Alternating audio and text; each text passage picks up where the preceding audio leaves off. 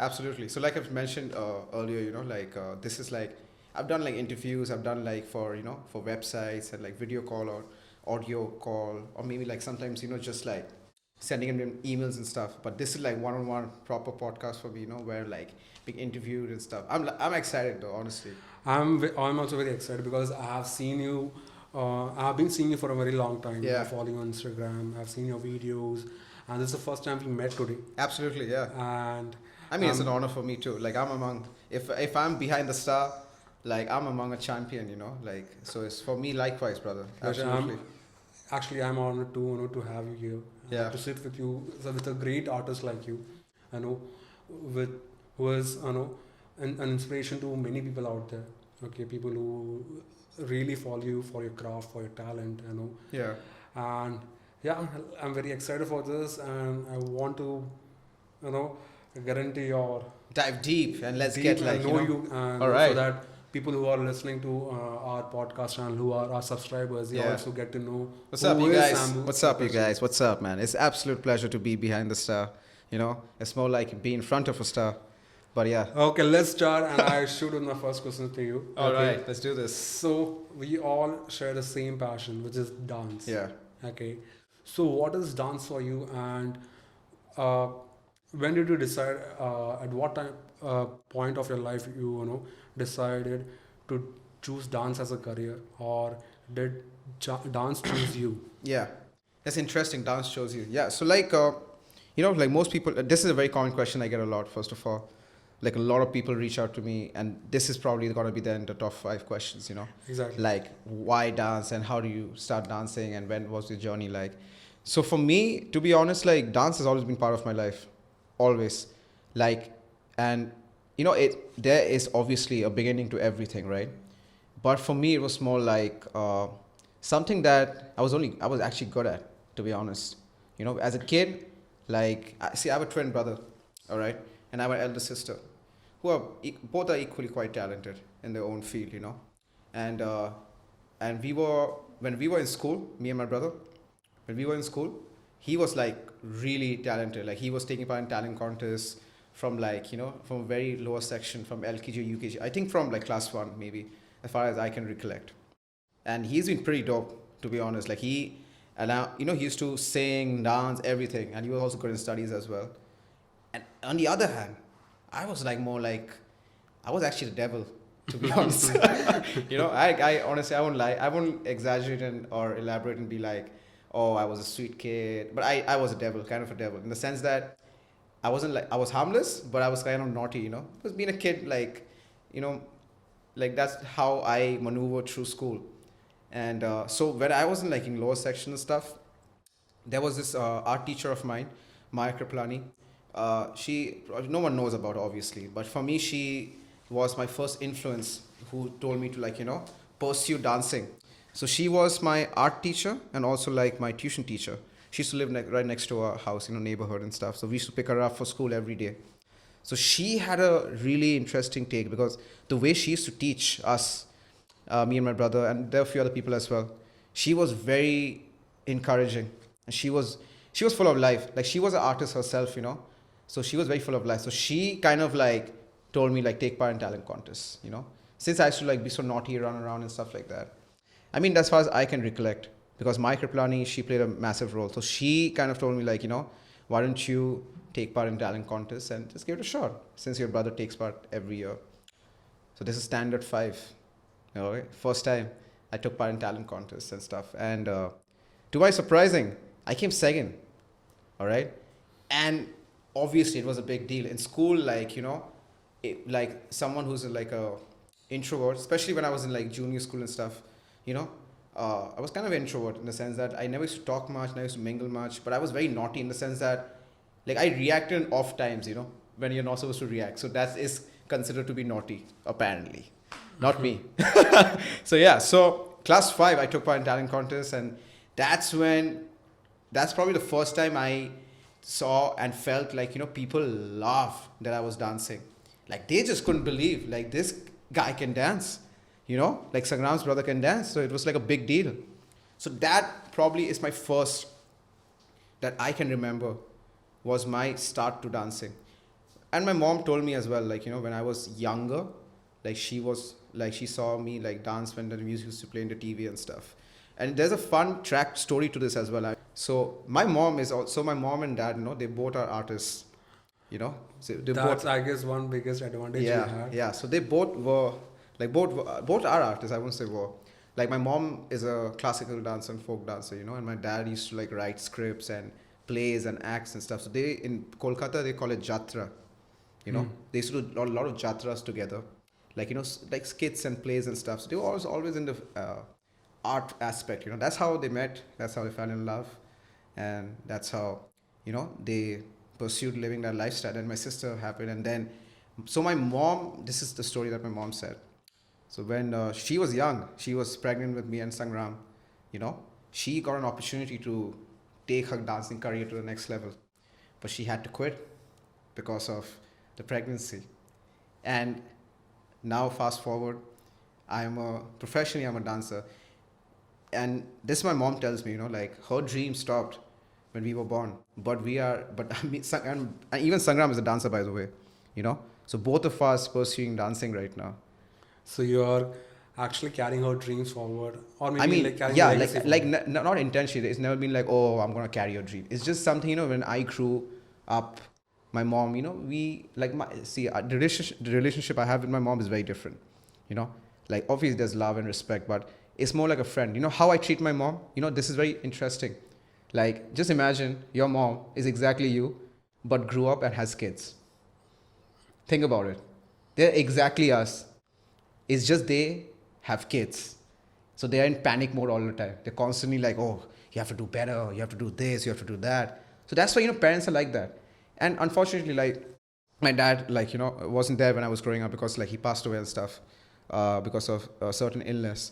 So, but whatever memories I have of him, he's always been an artistically driven, Like, I've seen him do theater, I've seen him do plays, and he's crazy. Like, everyone used to respect and love my dad because he was very smart, but he used to love art more than business.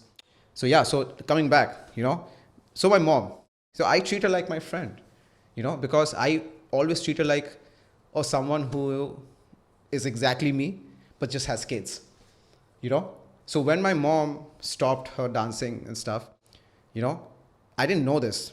Like, this is probably news to me like 2 or 3 years back when finally I went back home, because of COVID time and stuff. The tour became really less, we were touring less. So I had to come back home, obviously. So we used to hang out a lot. That's when my mom told me and my friends, we were like, so I actually came back from Sri Lanka. I remember I came back to Sri Lanka, back to India.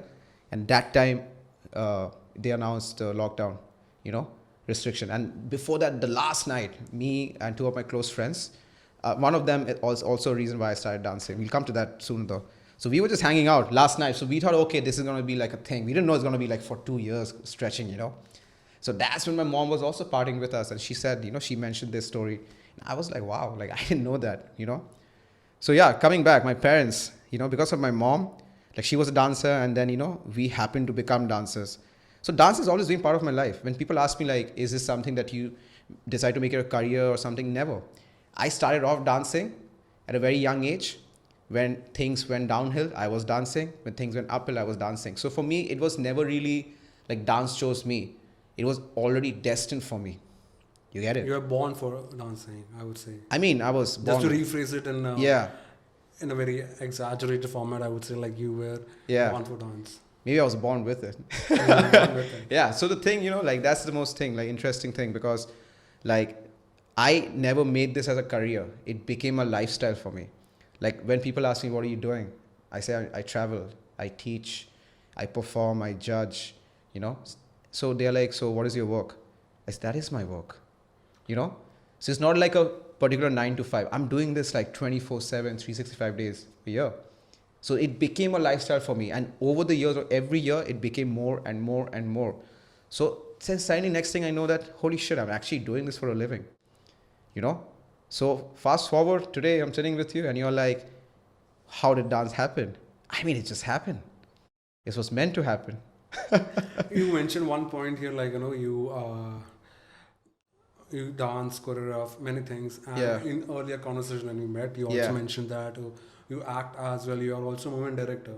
and Yeah. you doesn't like yourself being called Yeah, like I hate a that. dancer or a choreographer. Yeah, I hate that. So how do you, like obviously you're multi-talented, you possess all Oh, these thank you. qualities. Okay. Yeah. So like, is this something which you're passionate about, or and your enthusiasm to learn more and more, or have you, you look into this from a future perspective? You mean what I'm trying to say? Yeah, yeah, like like if you have more options or not. Yeah. Yeah, for me, see, I'll start off with saying this. I'm a student for life. Straight up. A student for life. And for me, when someone tags me as a dancer and choreographer, I kind of get offended, to be honest, because that is just my way of expressing. That's the best expression I have as a human. Some people write, some people paint, some people sing, some people like play sports. There are different expressions, like there's more than language, You understand? Like communication is great, but communication can be different medium. It doesn't have to be just words. It can be so many different mediums. For me, dance is a stronger medium. Like it's a very easy way for me to express who I am. But there's more ways I can express. And that's how I've always, trained myself, because starting off young, because most people start off like in their 20s. I started when I was a teen, and that's a young time. Like I didn't have a childhood.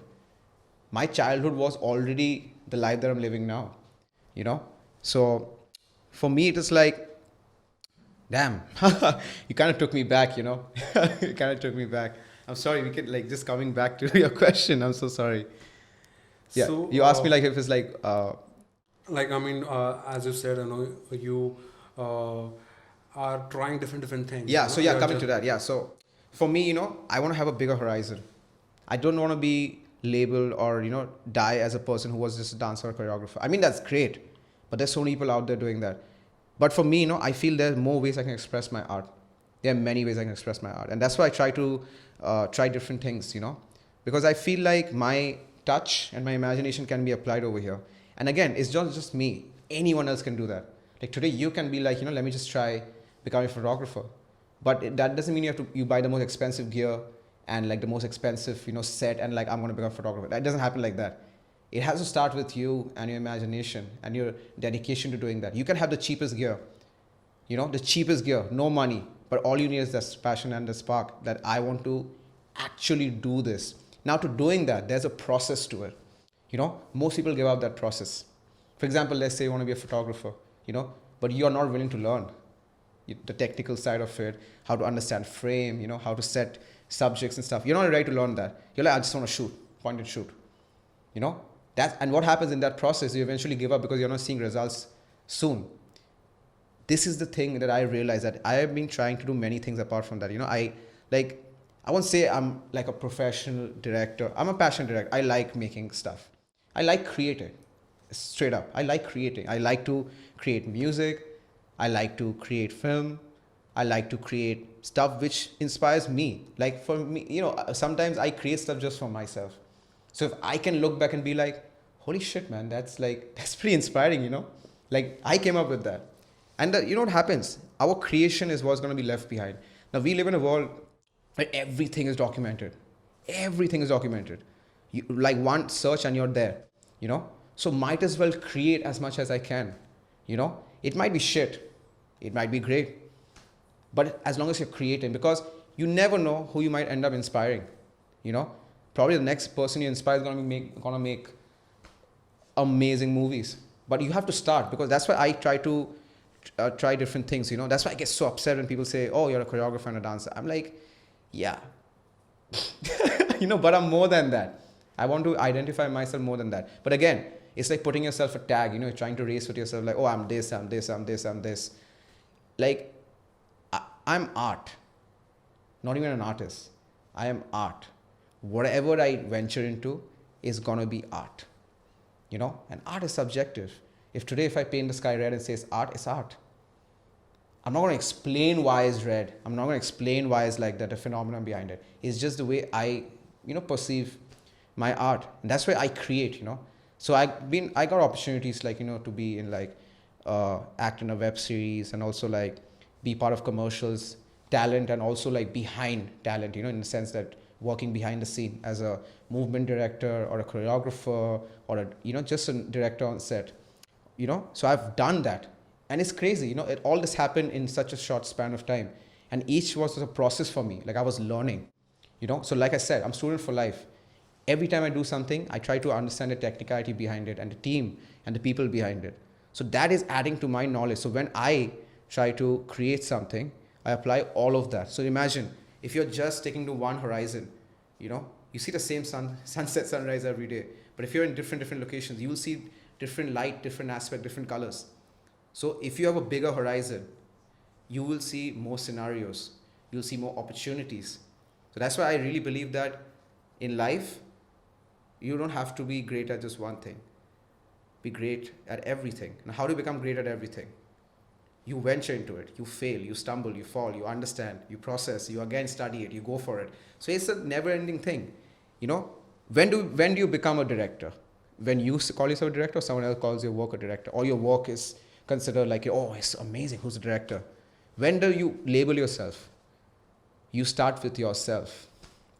You start with like, today I'm going to wake up and I'm going to actually try doing this, Let's say like a podcast. I want to like try podcast.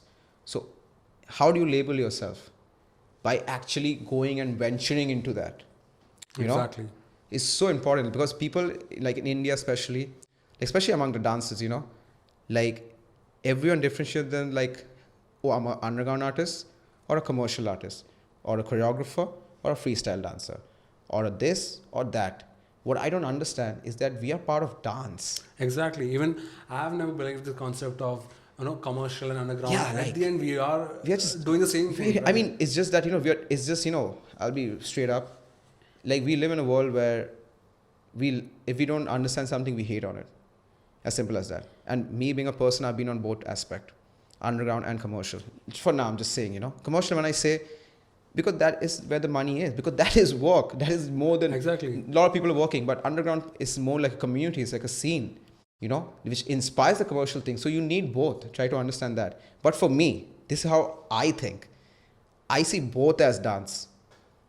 Like I don't see like I'm part of this or part of that. I feel I'm part of none of them, either of them, but I'm part of dance.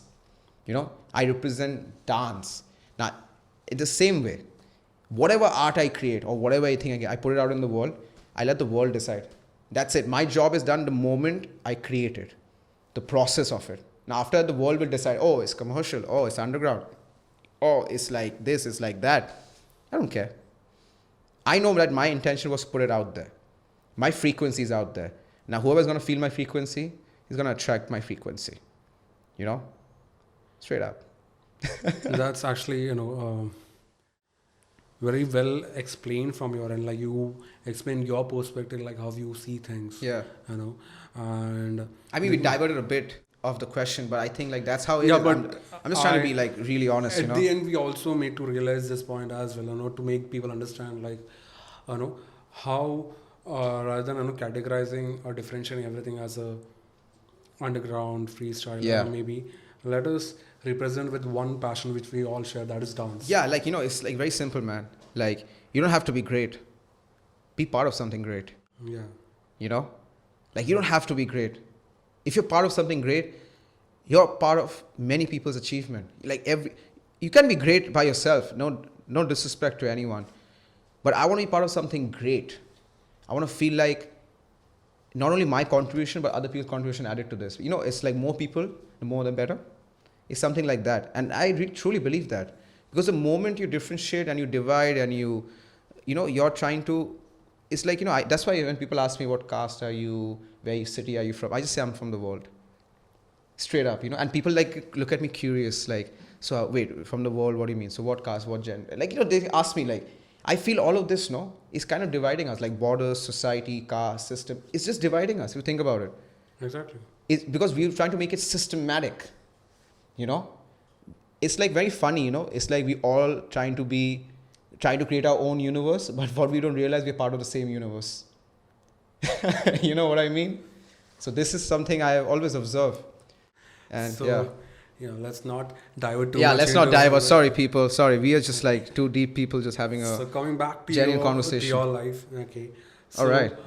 you mentioned that you got trained under, coming back to now training days. Yeah, yeah, How absolutely, you absolutely. started your dance training. Yeah, So in one of your conversation, you mentioned that you got trained under one of the OGs, Prashanjit Kundu. yeah. Guy Kondo, And Tony. Guy Yeah, Kundu, yeah, many people he have goes by learned name. from him. He goes by many names. Yeah, Yeah, many people have trained from him. yeah, He has actually made many wonderful dances out there. yeah. And Absolutely. he's one of the person responsible for bringing a revolution here in India as well. Yeah, I would like so this is a very controversial thing, but there are many people involved as well. There are many people. Yeah, but I'm just- Kundu has been like definitely He's one of for them. me at least. Like see honestly, before Kundu, I had like two fundamentals, like which have helped me get to Kundu in the sense of like the level of dancing and the passion I have. One is definitely Full Stop Crew. Full Stop Crew is my. I don't even know where I place. To be honest, it's a very funny world. It's very unpredictable how things can turn out to be. By the time we have this podcast, I don't know what ratio I'm with them, but I will not take back the history. I can't erase that, right? They have played a huge part in my life. The members, Full Stop Crew is, they are not my crew. They are my brothers. They're my friends, and we might have fallouts here and there, but the past is something I can't erase and something I cherish. I will always cherish, no matter how much, how the relationship ends up being. So Full Stop Crew is my first, I will say where everything started. Because after school, through school, like the previous question that you asked me, through school I met this person named Pranay Datta. Like he's a nobody. Nobody knows him. If I say, do you know Pranay Datta? Absolutely not, right? But for me, he's everything. He's the reason I wanted to become a dancer. Because when I saw him dance in school, I was like, holy shit, this man can move. And he was my school senior. So I was kind of like, fuck, I have to dance like him. I have to move like him. And he was part of Full Stop Crew already, and Full Stop Crew was basically all the best dancers from each school, like in different schools, from LMB, from James, from St. Xavier's, from Bosco. So different schools, all boys, though. We are not sexist. It's just that we were kids, So all boys, man, all boys. And we had like a leader like Stephen Brown. Also, nobody knows him, But he kind of curated everything together. He used to choreograph schools that time. He was way senior than Pranay as well. So Full Stop Crew was my first foundation, And in that process, Calcutta had this phase where it was called Crooked. It was also formed by Stephen, which is Calcutta's, all the dancers of Calcutta, all the old dancers, you know of. They all were together. And we used to travel to all IITs, either guest performing or judging. And I was a kid. I probably didn't even know what IIT stands for, Probably even right now, if someone asked me, I'll be like, holy shit. Indian Institution of Technology. There I go. There you go. You got it on record though. I'm just kidding though. But honestly, yeah, that's what I'm saying. That's how young I was, when we started Crooked. So these two were my foundation in the sense that that's what gave me a name in the city, So when you're, and Calcutta is a big city, but it's very well connected. Like everyone knows everyone. Everyone knows everyone, And if you're a talented kid dancing, people will know about you. Like, okay, there's this kid, who can dance and stuff. So through that, me and this guy, we went for Kundu's class when he came to Kolkata. And that's the first time I saw Kundu ever, like long. And I was like kind of shocked because I'm seeing him for the first time. He had like really long hair all the way to his back, like tailbone, like really long hair, like a massive pony. And he had a French cut, like a French beard cut. And he came and Kundu came for 3 days or 4 days class. I paid for all 4 days, but I only went for 1 day.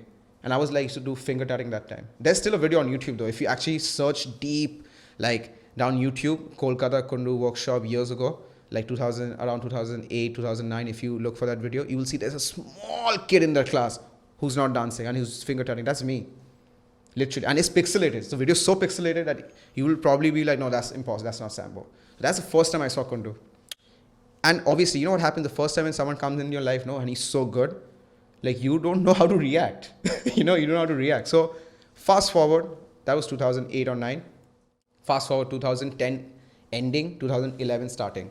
A lot has happened in my life. And I mean a lot. Like, from becoming a well-known dancer to like Full Stop being one of the hottest cruise in the city to like losing my dad, like, and school and moving from school to school. Like, lot has happened in those years. Like, it's crazy. It feels like it's happening like 10 years, but it's a lot happening. Also traveling with crew kid and stuff. You can understand, like, as a teenager, lot is happening. So in those 2 years, lot has happened, and I cut to the chase. I left home. I went to Jalandhar. This is right after, my dad expired and stuff. I left for Jalandhar. Jalandhar was my first city ever that I've ever taught, apart from Kolkata. I went to Jalandhar for a week. I was supposed to be there for a week or two. And I go there, and I get a call from this production. That time we used to have this small Nokia phones and stuff. And not even Nokia, I had an LG flip phone. So you had gone Jalandhar for teaching your first ever gig. Like, it was more like desperate times. I just want to get away, because I've been always running away from my problems, because I'm also human. People think that, oh, he's got it all. I mean, I'm human by the end of the day, so everyone has like issues and stuff. So for me, like, after obviously that incident happened, I was kind of like lost, because it happened so suddenly. I was like, damn, like, what is happening to my life? So somehow here and there, through hook and crook, I kind of met this very deceiving man who was like, we need instructors and teachers. And like I said, by that time I was quite well known in the city as a dancer, So there was this very dishonest man who was like, oh, we need a teacher in Jalandhar. There's a new institution opening over there, brand new, it's like from startup, and we need some few teachers over there, with experience and stuff. I was nowhere close to experience, but I did build up, like, I was everyone's kind of favorite, because I used to really outperform and like really work hard. Like, we used to practice like day in and out. I don't remember anything else apart from practice. That's all I used to do. People think, like, oh, he's just talented, he's born with it. No, man, I've put in fucking years. Like, years I've put in. And so obviously, I built kind of a status for myself. So I got an opportunity to go. I went to Jalandhar. Literally in a week time, I got a call from Mumbai, Endemol Production, saying that, hey, Sambo, we have a show called Channel V Footloose, which is going to happen in Channel V. And I've auditioned for that, like, a while ago in Kolkata, which, like, I even forgot about it because everyone auditioned for it. Like, everyone auditioned. And they were like, so you have been shortlisted and we want to fly you down to Mumbai. So are you interested? Are you willing to come and stuff? And I was like, hell yeah. I was like, obviously I'm in Jalandhar. I had no clue what am I even doing here. And I literally taught like 3 or 4 classes over there. I'm not even kidding. I was supposed to teach for a long time, but the people who were hosting me, Mr. Honey, his name is Honey, and his wife name is also Honey. And he was the sweetest man ever. Like, he took me out for breakfast, and like Jalandhar, that time Jalandhar breakfast, there used to be like really cheap, like 17 rupees. Like, there used to be a thali of like 2 chole bhature, aloo, and then onion and stuff, and a big tall lassi. This is only Sunday. That cheap, and he's really took care of me, whatever little day I was there. So, so I told Honeyji that, oh, I got a call, I can't teach you anymore. They were like, yeah. Obviously they were excited. They were like, oh, wow, that's incredible. Like, you should like definitely go. So from there, I took a bus ticket to Amritsar, which was like around 60, 50 bucks that time. I went to Amritsar, and I had no money with me. I won't lie. I had like zero money with me. Zero. Like, I was kind of living off like whatever people were kind enough to give me. Like, for example, like, we went to Jalandhar, Honeyji was like, keep something, Sam, keep something, in case you need. And it was hardly anything, because he was also like in a very bad position. Like, he was kind of caretaker of the owner's studio. I met the owner probably like for 10 minutes, because obviously you're a nobody that time. Nobody wants to meet a nobody, right? So I went to Amritsar. I went there, the Golden Temple, first time in my life, first ever, like, like what you see in books and stuff. That's the first place I went to. And I ate langar over there, and I also served because I was hungry. I had no food, So that's my first time experiencing that. From there, I went to the airport. Now, this is my first time flying. Never been to the airport. I'm entering the airport. They just stop me. And I had no clue there's a procedure, right? You have to show ID. I just walk in with like a paper in my hand, like, oh, I am going to Mumbai. And they just stopped me. They were like, ID. I have no ID on me. Even Jalandhar, I got through in a train, by the way, sitting on my red suitcase, on one of these toilet seats over there, like next to the toilet. There was like my red suitcase was kept, and this is like old trains. I kept my suitcase and I was sitting on that and reached Jalandhar. with no ID, no ticket, nothing. Because the man who put me there was a So how did you manage to come to Mumbai then? Like, yeah, like yeah, man. I know that's the thing. Now when I think about it, no, it's like crazy how I even managed to pull that off. And I was wearing beige pants somehow. I don't know why I was wearing beige pants and blue shirt when I was going there. So yeah. Then I went to the airport, and then they stopped me. They were like, "You need to show ID and stuff." I had nothing on me, and then I requested, the ticket counter area, that I got a call from a show. It's like life-changing opportunity. I have to get there. I have to get there. I have to get there. Please. And I'm making them talk to the guy who called me from Bombay and stuff. Then this went on for around like good 30-40 minutes. And that time I had no idea about airports. So I reached like probably, I don't know, I think 4-5 hours before. I had no idea. And I reached there, and then you won't believe, like people won't even believe this, but I will never forget this. After quite some, conversation and this and that, back and forth, this gentleman comes up, and he's like, let him inside. And he was a co-pilot of that, which flight I was going to Bombay. He was a co-pilot because I was a kid, right? And apparently you need a permission as well when you're flying alone at that kind of age. So they were like, you have no parents, nothing. So they were kind of concerned, like, what is he even doing here? You won't believe. That gentleman took me all the way through. I went through all the procedure. At first time airport, no idea. I'm like, it's all new for me.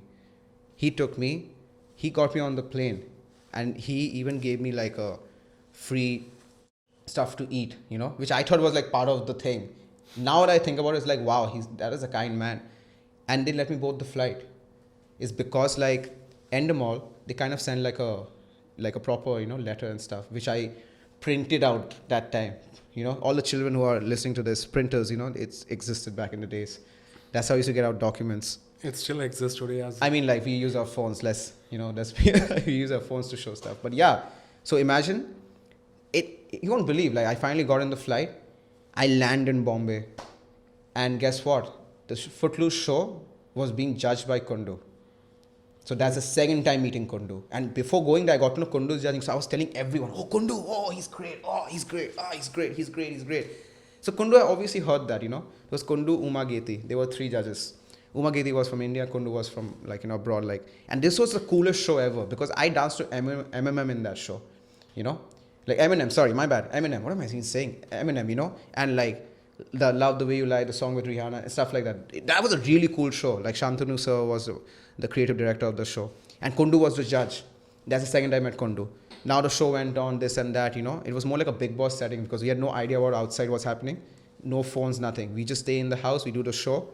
And it went on for like 2-3 months. I came second in that show. Sagar Bora was in that show. Amaddeep was in that show, And there's a lot of people who are still dancing and quite, at least I'm in touch with this Sagar. And Amaddeep I'm not in touch with, but he's doing really well for himself. So they were all part of Footloose. Fast forward, I came second in that show. And I get a ticket. I get a ticket from the production saying that, you can fly back home. So I decide to stay with Kundu and train. Now that became, instead of being 1 week, it became 2 years. Now in that 2 years, I stayed with Kundu for a couple of months. I was staying with, that time my ex, I was kind of like a charmer back in the days, But I just got out of show, I came second, people knew me. So that was my exposure, to oh, there's this kid who's really good. So that's when my training actually started. Right after Footloose got over, I decided to stay with Kundu. And man, my life changed. I can't even tell you, people think I used to dance 24/7. No, I used to live like Kundu 24/7. The way he maneuvered, what he ate, the people he met, the clubs he went to, everything. It was just me and Kundu.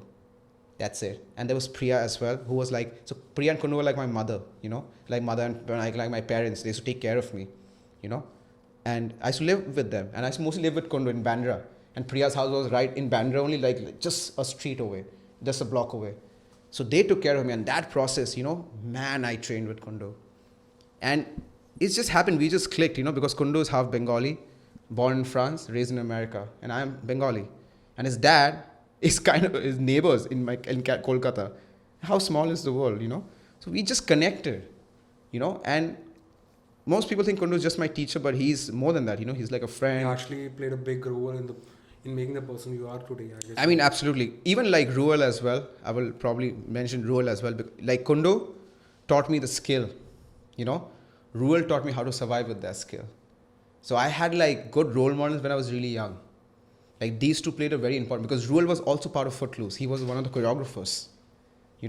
So these two people had a very important part in my life, like who I am, like in a sense how I maneuver and carry myself. Kundu taught me the knowledge that I needed, and it just happened because I was interested. We were watching documentaries, and that time Kundu had his old black MacBook, which doesn't even exist anymore. He used to watch documentaries in that, movies in that. It's like he gave me a different idea. Like for me, hip hop and house became like my religion. And when I went back to Kolkata, you won't believe the way, like I didn't even realize, because for me, I didn't think of that time competition or, being competitive or being good or anything. I just lived, didn't survive, lived. I lived in Bombay. I didn't survive in Bombay. People come to survive in Bombay, right? I lived in Bombay. When I came back to Kolkata, no? Oh man. Like that's when I realized that, holy shit, I have completely changed as a dancer. And that's it. There was no looking back. I just went on training after that, So it's actually quite, very inspiring to know your journey, like, the way you explained how Kundu has played a great role, in making you the person you are today, and even Ruel, how he Yeah. helped you in surviving with your skill set. Yeah. I mean, they are like, they did their part, but it was on me to like, carry that you forward. also put in so many efforts. Absolutely. Like, they are And the that's- information, yeah, and I exactly. utilize the knowledge, And that's how you have reached here so far. You're traveling different cities for taking classes, and one of the biggest achievement which happened with you is when you represented India. Yeah. At Just Debout in France. Just Debout, France. Just Debout. The Yeah. way I pronounce. I know. No stress, no worries, no judgment But right there. so, uh, share your experience. How it felt like. To represent your country amongst the other participants, and that too in Yeah. one of the most renowned competitions which happens all over the world. Yeah. Just Debout doesn't happen anymore, by the way. Yeah, I know right? that. It's quite sad, but it's also kind of like epic in a way that Yeah, but the fact that till I was time- part of something like that, yeah, before pandemic, I got to the news. Yeah. Got the news last year. Yeah, it's quite but sad before though. that, like it was really a hyped competition. Oh yeah, definitely, like life changing for real. But fun fact, right before Just Debout, there was an event in Delhi called Experience the Stage. Experience the Stage, and this was Vinay Khandelwal's event. And that time, like, I'll be very humble and say this: I was on fire. Like everything I was touching was gold. Like that's how Full Stop was moving. That's how we trained also. You were training day and night. So we went for Experience as a crew showcase to take part. And over there, Vinay and Dheeraj, another very good teacher, he was like, they told me like, you should like take part in solo. I was like, okay, cool, I'll try to give it a shot. Took part in solo, and obviously took part in crew and crew. And Ade Villiers was the judge of the event. He is very good friends with Ian. We won both solo and crew. Great. So, both, and that was my introduction to the commercial scene. And right next day I flew to Bombay for Just Debout, and I will not lie to this, people who came to Just Debout, they probably know the Indian prelims were terrible, because the organizer was pretty deceiving and not well organized to the caliber and the level of what Just Debout is, but still Just Debout happened. I won that too. And the crazy part is, I took part in three categories actually. House, 2-on-2, hip hop 2-on-2, locking 2-on-2. House, we didn't qualify. It was Priya and I. Same Priya who was like kind of my mom, in Bombay. And we didn't qualify, but Priya is one of the dopest dancers I know. Like, shout out to her. Took part in hip hop 2-on-2 with my man Kevin, Zombie. He's probably the most creative guy in India. The most. Comes to anything. Like, for me, he's like, I can't even put him with other people. You understand? Like, there's Kevin, and then I have like other favorite people like Confuse, I have like Both are dope artists. dope are Kevin very and- dope, very dope. But Kevin, I have, and the crazy part, I've represented with both of them in international level. Like I got down with Confuse in Red Bull BC1 Break Down the House, and we made it to like top 4, top 3. Which happened 2019 Okay. with Confuse as my breaking partner. Oh, I wasn't aware of it. Yeah, like he's another person I really look up to, like absolutely genius at what he does. So Kevin and I took part in hip hop, and we won. Crazy, nice, awesome. Next category was locking. Took part in locking with Dimitri from Kolkata, CKN. We won. And then house, the category, Elvis and Ronnie won. Yeah. So check this out. India, every country in Jazdaboo, when you go, over there, they come with their flags on stage and stuff like that. Ronnie, Elvis, me, Dimitri, Kevin. It's odd, right? It's supposed to be 6. So I was the first Indian, probably the only Indian ever, now since Jazdaboo doesn't happen, who represented Jazdaboo with 2 categories, hip-hop and locking. And all this happened, experience, Jazdaboo, all of this happened literally in a span of 4 to 5 days. So it was crazy. Now going there was another story, because I think Paris was my first international trip, to be honest, going there, and man, oh man, what an event. What an event. The people we met over there, I mean, like, it kind of changed my life. That place, going to Jazdaboo, gave me the first reality check that you might be Footloose, Sambo, whatever, but you have work to do. The world is bigger than Footloose. The world is bigger than you. Much bigger. That was the first reality check. And you won't believe, that changed me as a person and a dancer when I came back to India. Because like before that, I met Popping Pete. Popping Pete? Yes. Electric Boogaloo's. Mm. Yeah, EB. Who doesn't know him? Of course, who doesn't know Popping Pete? I mean, that's a dumb thing to even say in the first place. So he came to a jam in Chennai with Yoda Jones. Beautiful, beautiful dancer. She is absolutely legendary, Yoda Jones and Popping Pete. They came to judge. That was my first battle, by the way, in Chennai. All right? I took part. There were 4 categories. Hip-hop, one-on-one, house one-on-one, all-style one-on-one, and crew on crew. All right? Out of 4 categories, I won 3 categories. And Popping Pete is telling me that that's my first jam ever, getting down. Like, I used to obviously dance before that and jam and cypher with my crew. That's it. But in a competitive way, I guess. Competitive, yeah, first time in a different city also, Chennai, going there for the first time to compete, and I still remember Paul came and told me, it's dope, how many years I've been battling. I said, this is my first battle. He's like, get out of here. No way, this is your first battle. So in Paris, you won't believe, imagine, in Paris, just to main event, we are walking, someone like, Sambo, Sam. I look around, this tall man, really handsome, dressed in a suit, 3-piece suit, Popping Pete. Who knew?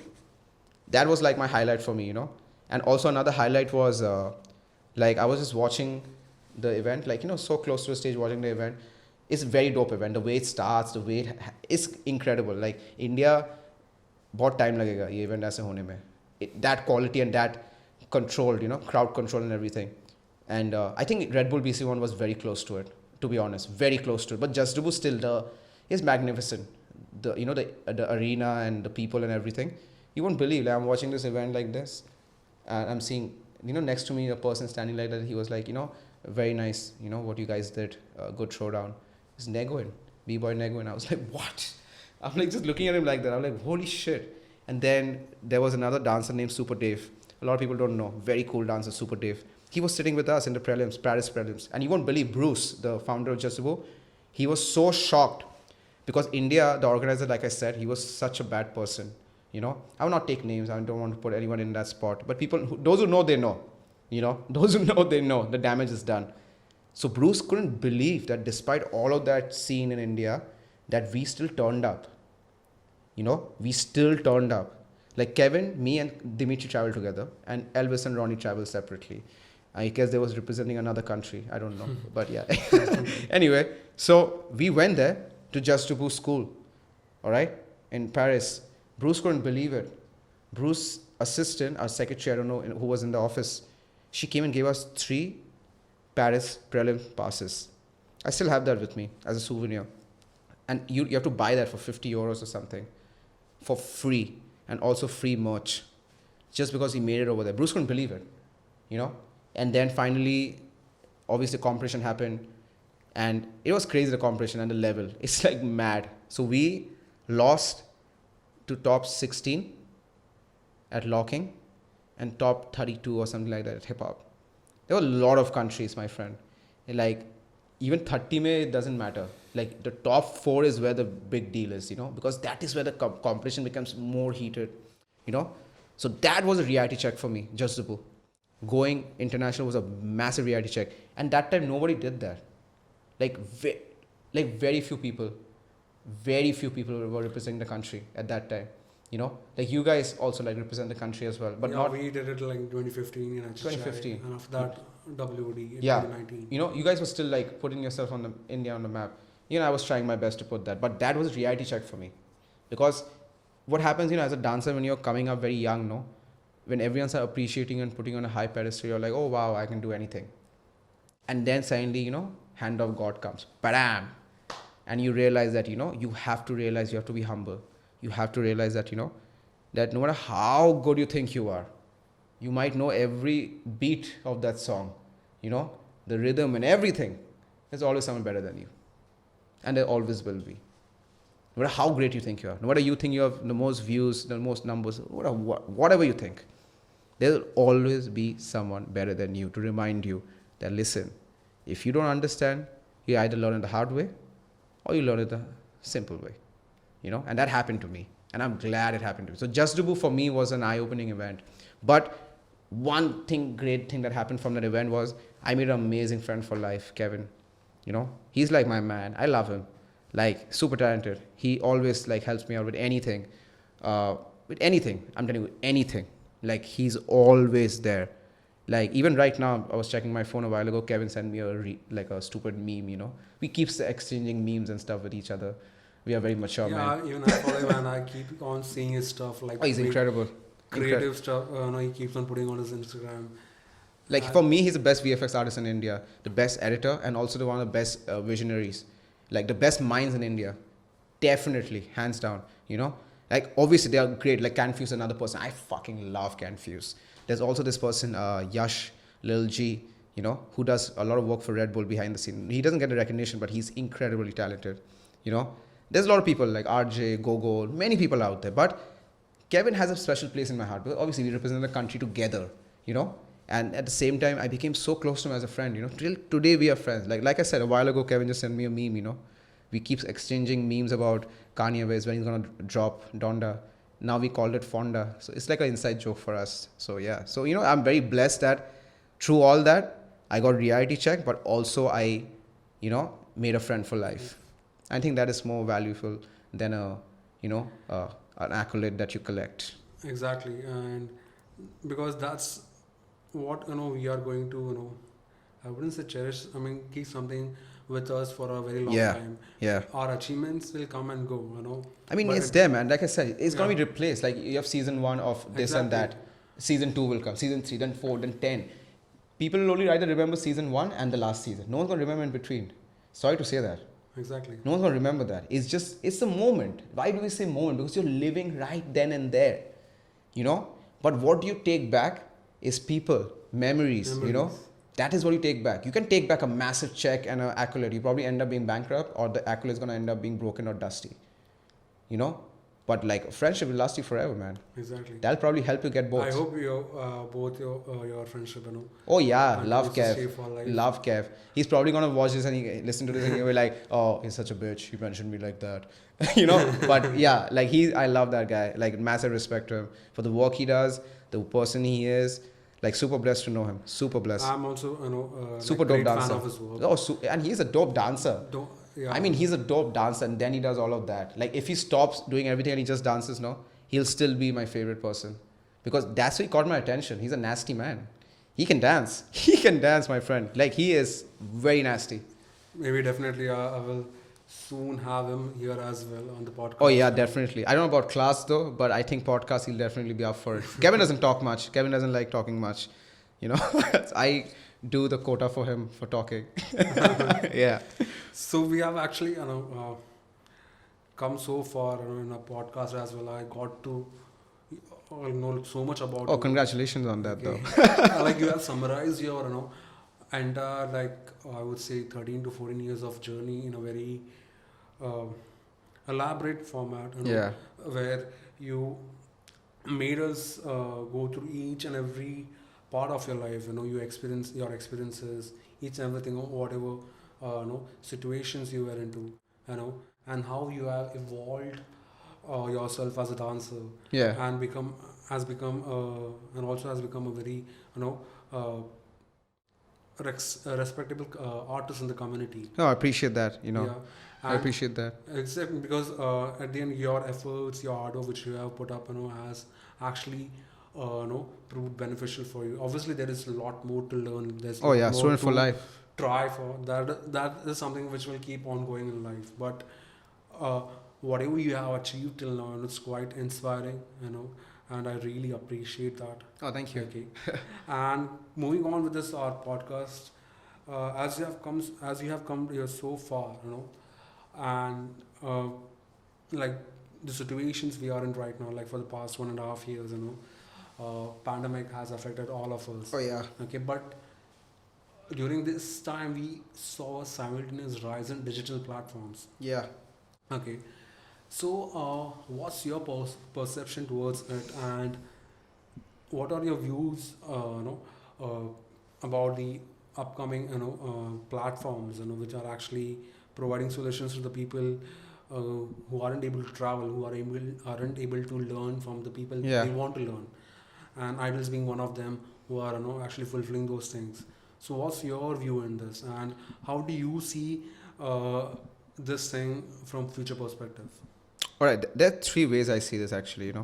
Like I have three ways of like approaching this. First is like I feel is the future, definitely the future, because let's say something like this happens again, the pandemic or an epidemic, something like that happens again, that we have another platform. Now, so understand something. I mentioned another platform, not the platform. For me, the platform is always going to be live in studio, in class, with that person right then and there. I will always vouch for that.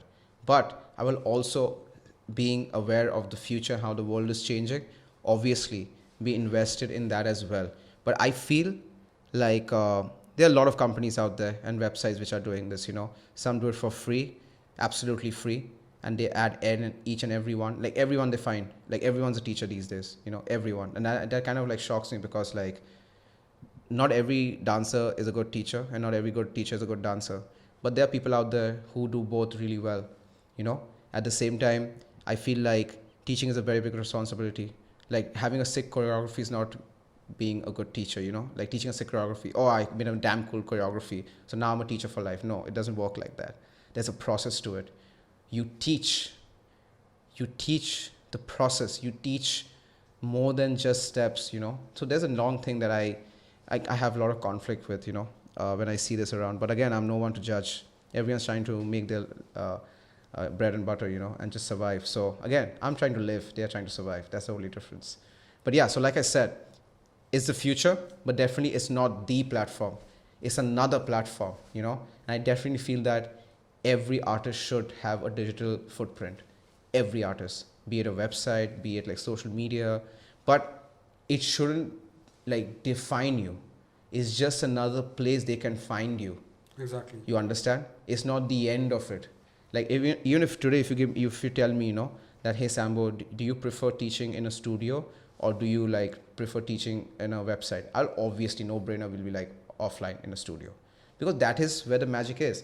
Even if you notice, people who are teaching online, they try to create a studio vibe, a class vibe.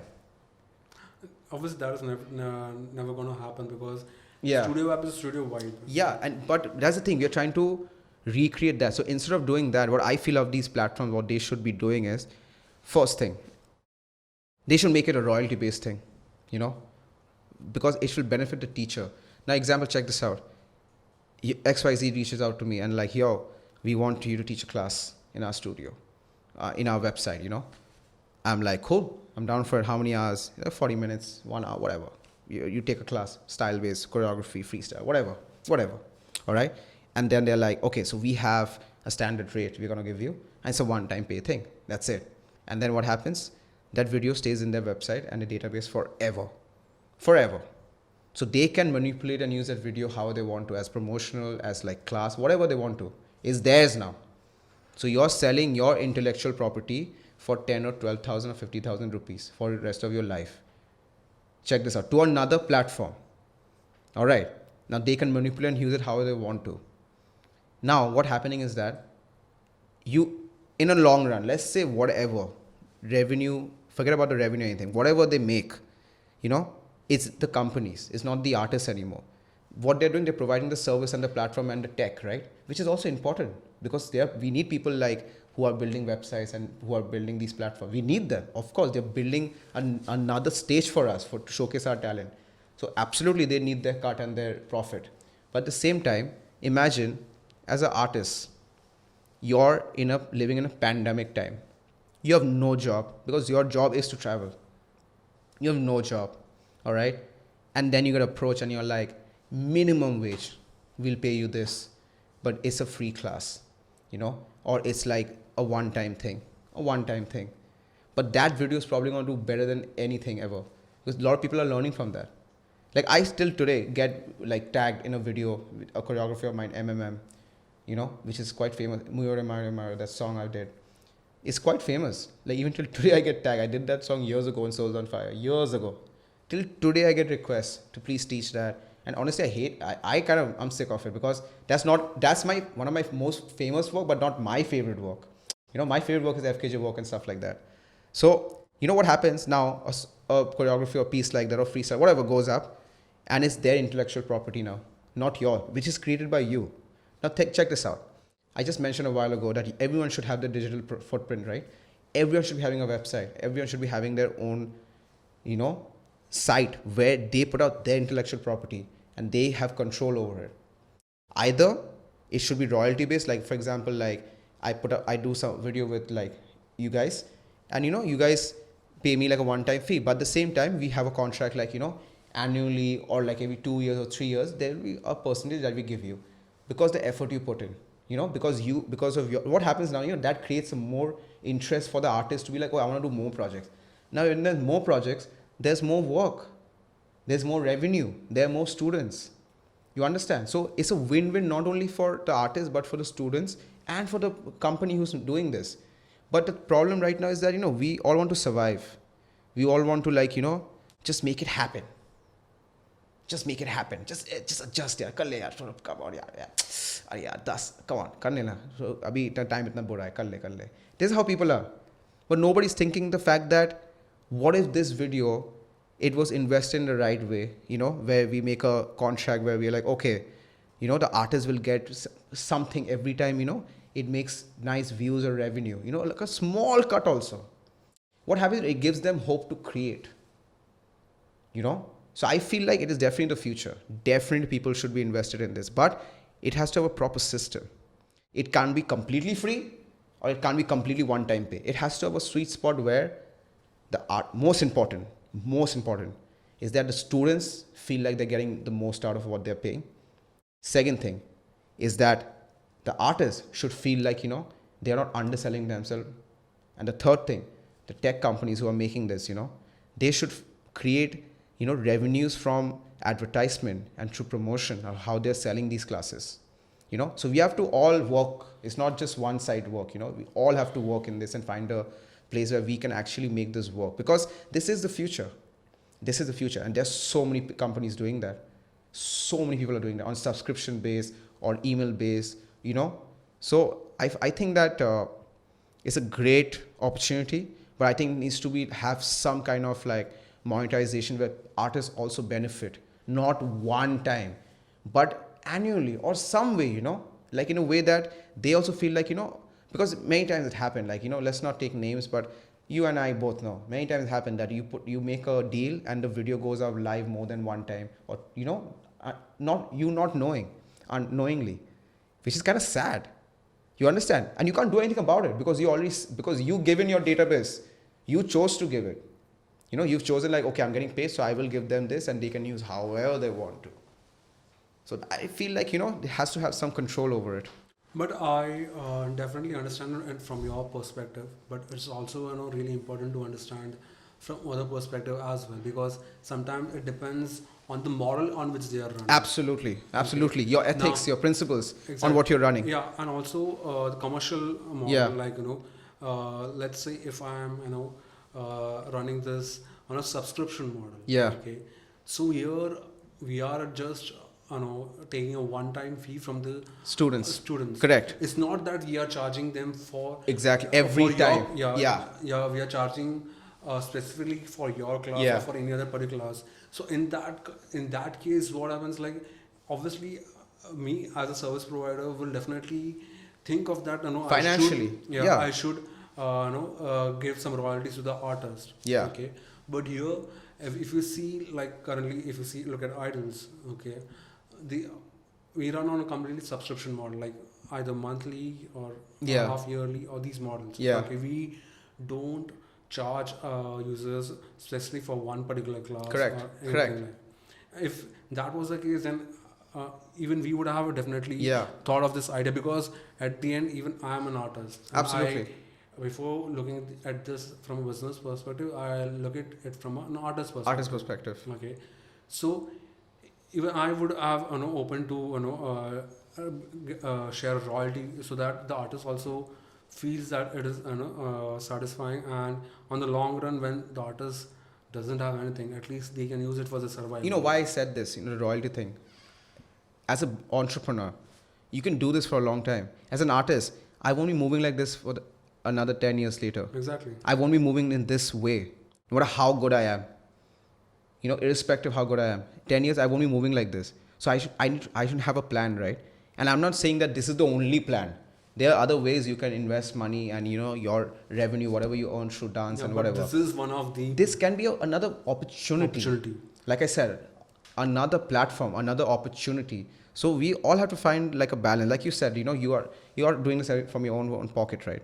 Yeah, like exactly. You're putting in money from your own pocket, and also from the people who are subscribing, and you have bills to pay. You have a studio, you have a crew, Because you have a team. At the end, because at the end, if you see like the back end expenses, it's like Absolutely, massive. man. We all have bills. I totally agree. Totally agree with you. Coming back to your point as well, definitely there should be A solution. solution to this. That's as what I'm well. saying. Solution should be there. Yeah, solution should be there, where we work on a different model, Yeah. which proves beneficial both for the service provider, Yeah. as well as for It's the interesting that artist. you brought this up, Yeah. because I feel we're following this one model that we know of. Yeah, and the reason why maybe we are choosing this model is because of the competition of the Yeah. regular things which Yeah. people are doing right now. Because at the end, we have to see like what our competitors are doing, what the major platforms are doing. Because currently we start switching and charge people for one class. Yeah. So It's not feasible. I'm telling you, it's not feasible. Like, I would not pay. I would not pay. Yeah. I need considering more. the mentality of the Exactly, people here in India. exactly. Like people prefer cheap things. Yeah. Even Everyone does, man. Who doesn't? even if you see like the prices which I'm giving the subscriptions on my website, is quite affordable. Yeah. But then two people are asking you for free. Then two people are Because asking, their competitors are doing that. yeah, maybe you know, one of the reasons, but It is the reason, my yeah, friend. but I never, I have lived with my one principle. If you are good at something, then never do it for free. Absolutely, Okay, man. and here I'm trying to create a valuable thing, through this, and make dance a valuable thing, so Yeah. that people can consider it one of the professions they want to venture Yeah. into. Not that is something which is available for free, and That's why I people said don't profession. respect this. That's the thing, profession. You have to Yeah. treat it like that. Yeah, exactly. Like, no, you won't call like a technician or like someone comes to your house to fix something. You won't tell them do it for free. Yeah, there shouldn't be a question There's to yourself as well. Nothing. When anyone asks you what you do for a living, you said, you answer them by, I'm a dancer. Yeah. हाँ dance तो ठीक है लेकिन उसके अलावा क्या? Alawa kya hai? This question shouldn't come out. Yeah. To you, and they should consider you're a dancer. Oh, you might be earning good. See, man, it's as simple as this. If If something is free, you're probably the product. Exactly. As simple as that. So if you are teaching in a free platform, you are the product and you're being sold, and you don't even realize that you're way more worth than that. It's not about the money here. It's about the fact that if I'm investing time into this, I have to create an example. I have to set an example for everyone. If I'm doing this for free constantly, one time, two time, yes, we had a bad phase. Everyone had a bad phase. We all needed money. We all were desperate for it actually to survive. Simple, just to survive. But this can't be the only answer. The same way, that's what I'm trying to tell you. We are following this one model that we know of. We think this is the only way we can make it work. I feel there's a better way we can make this work. Yes, there's a better way. There are even, I have plans on how we can do it better for the artists. Yeah, as well as service provider. exactly. And But like only everyone. thing is there should be an immense level of support being shown by the artist. It's Absolutely. not just one person's thing. Yeah. The entire people in the community should come forward and and help us in taking this forward. Right Yeah. now, it can't go on the basis of only one person. Yeah, absolutely, Okay. man. It can't. Okay, right now it's your point of view, but there are other people who might not be, I wouldn't say they are okay with it. Like they might not be even bothering to think of this. Yeah, see, they're probably not bothering because they're not got the opportunity to work on either of those platforms. You understand? But there are people who have actually got opportunities but they still don't consider or bother to think of the point of view. But great that you brought this point, and maybe somewhere down the line, it can maybe we can find a better solution. to this. That's all. It doesn't have to say, I'm not saying shut the shit down. It's wrong. No, I'm just saying there can be a better way. Either you create your own website, your own personal that is shit, one and option. and you put everything over there. Exactly. That's one place you go find me. Or and I know people, I have friends I know who are doing this, who created platforms like education platforms, and they are actually trying, but they are failing miserably because, like you said, there's rarely support, and because it's not free. See, like I said, the moment you give them a taste of something is free, you will never want to pay for it.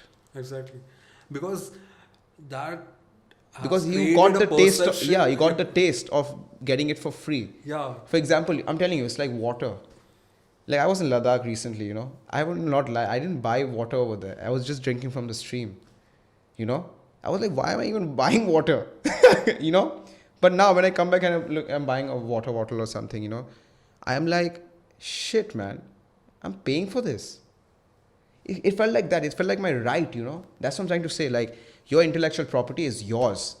Now, if a company is reaching out to you, they're reaching out because they know your worth, and they have an expectation that, oh, probably we're going to make something out of this person, or we're going to give out to our viewers something interesting. So again, I feel we have to find a better solution. Either create your own website and dump everything over there, one spot, or make it a royalty base. So, the artists also feel like creating more. If there's more opportunities and more classes, there are more students, more revenue.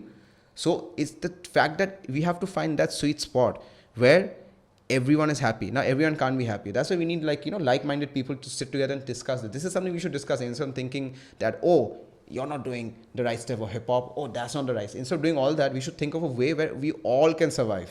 Exactly. We all can do this together, because we need each other. As simple as that. But we can't be selfish and be like, oh, I'm going to make money off this and I'm okay as long as I'm making money. Probably you teaching a class for free and making money is affecting someone else you don't even know.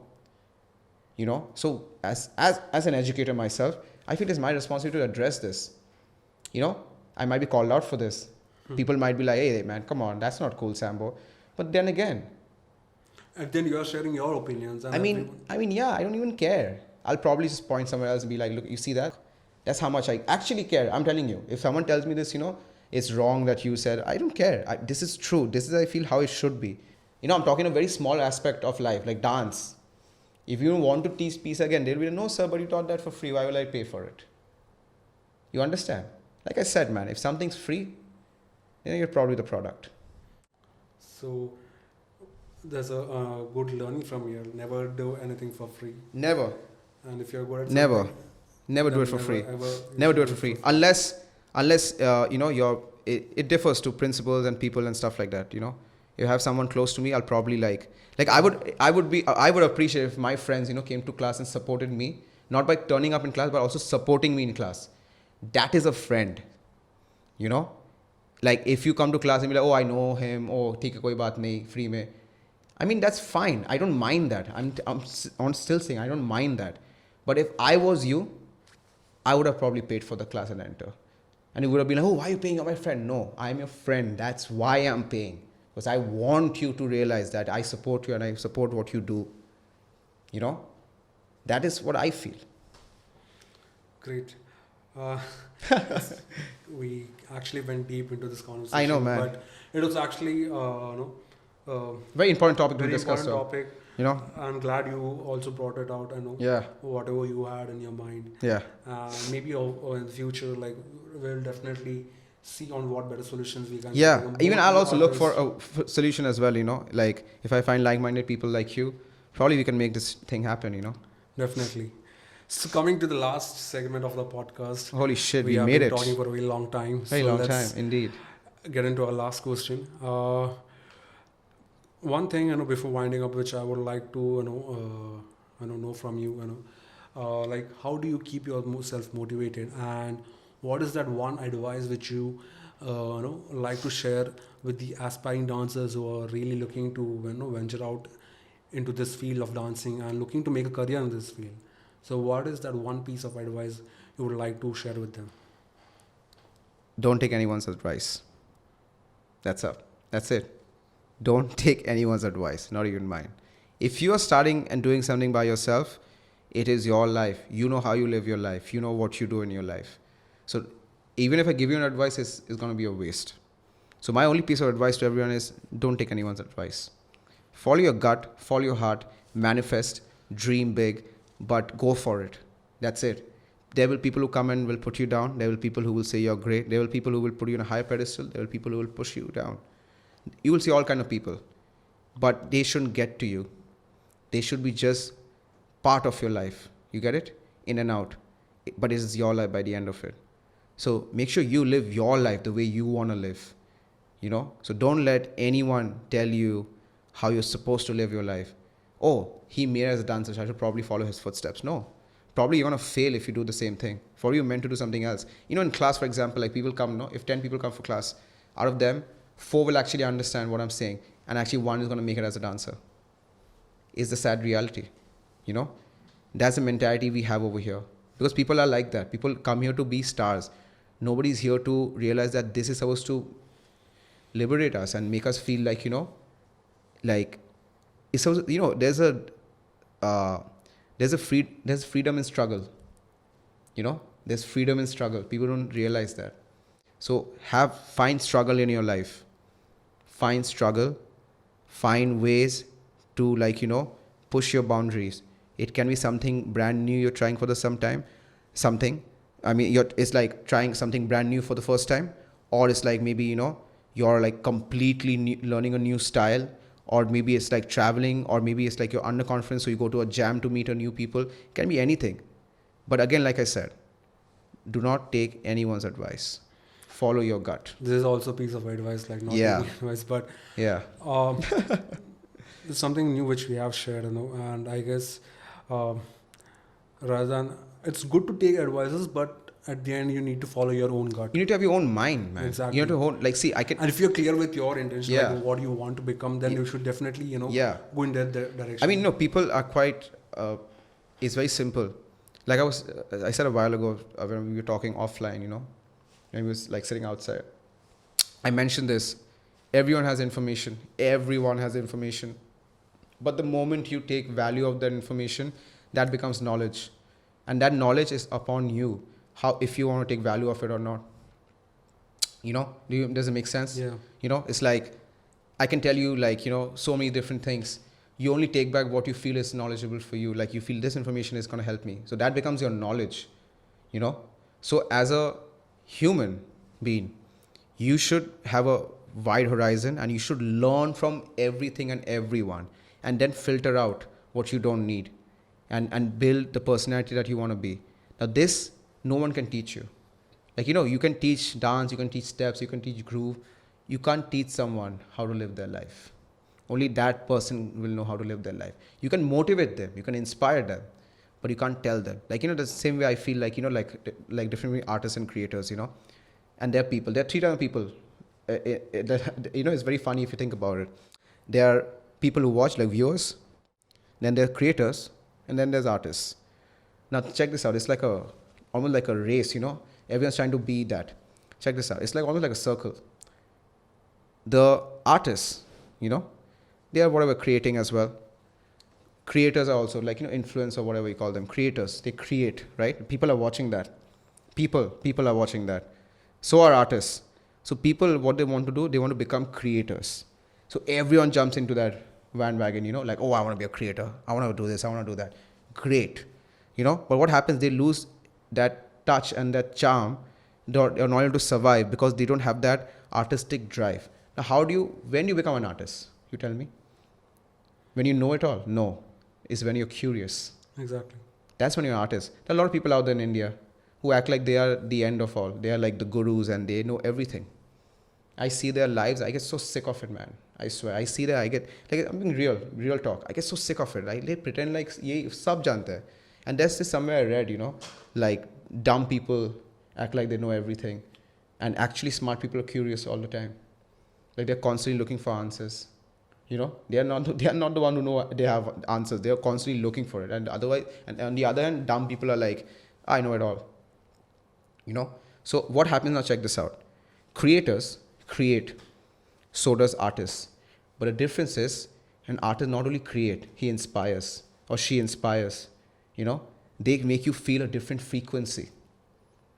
You know, when people see that, they want to become creators. Now what happens when they come to a creator's phase, they forget that, you know, there's an artistic drive as well. And they get lost in that. So it's very important that, you know, you understand what drives you. If today you are a painter or a singer or a rap artist or a graffiti artist, you do like skate, whatever you do. I'm not talking the spectrum of dance. Whatever you do, make sure that you are doing this because it feeds your soul first. And then then to the people. And if it feeds your soul, no, it will definitely touch lives, few lives. And those lives will probably end up touching other lives. So you need to start with yourself and then start with others. So to my advice to like creators and artists and viewers is that consume good shit, like consume good content, you know, and not every content is art. And not every artist is making content. That's actually, even though you don't consider it as a piece of advice, but it's actually a very good advice, I would say. I mean, this is something I feel, you know, but thank you for mentioning that. Yeah, and definitely this podcast is going to motivate many people. I hope so. To all our listeners who listen to our channel on a regular basis. Yeah, I'm just trying to be real. That's all. Exactly. And this will definitely, help them. Your lines, whatever you spoke. Yeah. I hope they, consider that at a very serious note and focus on themselves. Yeah. Okay. And just move on whatever they want to become in life. Yeah, like, don't hesitate and don't like be afraid. Do you live your life, and you have only one life, man. Life can be very unpredictable, So do you. Don't worry about how people perceive you and how they think about you. If today you want to get up and do something, just go for it. Don't wait for anyone. Don't wait for people to approve. Trust me, strangers will support you. You know why? Because your close ones will never support you. Because your close one can't digest the fact that you've come from the same place and you've gone so far. That's why strangers support you. That's why they are always there for you. Because they don't know your story. Close ones do. And life is very sad because I've come to a phase in my life where my close ones have walked away. Like blocked or whatever shit. But I mean, and I have accepted that. But I have strangers who motivate me, and it's so strange. I don't even know them. And they have so much faith. Why? Because they see something which my close one will never see. So that's why my advice to people, like you said, my advice is don't take advice, but this is something how I live my life. I do what I want, and I do it with love, and I do it like it's my last day. If it works, it works. It doesn't work, it doesn't work. But at least I know I tried, and the universe will probably give me that, frequency back that, okay, at least Sambo tried, so let him, we'll give him a shot. And it might come today, tomorrow, or maybe after 10 years, but it will definitely come. So get your ass up and try. Okay, Sambo. All right, brother. Thank you so much. It was really, really nice talking to you. Absolute I pleasure. actually got to learn, apart from knowing, I actually got to learn many things from you. Something, you are a great personality, you're a very talented person. Oh, I appreciate that. Thank you. The way you have come so far, it's like really commendable and very inspiring to not just me, but to all the aspiring dancers out there. And I wish you all the best for your future journeys. Thank you so much. I hope you accomplish all your dreams, whatever you have set for yourself. Oh, thank you so much. Okay, may you become more versatile like you are, how you are now, right now, and venture out into more things which you are passionate about. Yeah. We hope to see you grow as much as you can. Thank you so much. Likewise, I hope that, Thank you so much once again. It was really, a pleasure to have you on IDALS Podcast Behind the Stars. Absolutely. Thanks so much, brother. Thank you Thanks so a lot. much. It's been an absolute pleasure, you guys.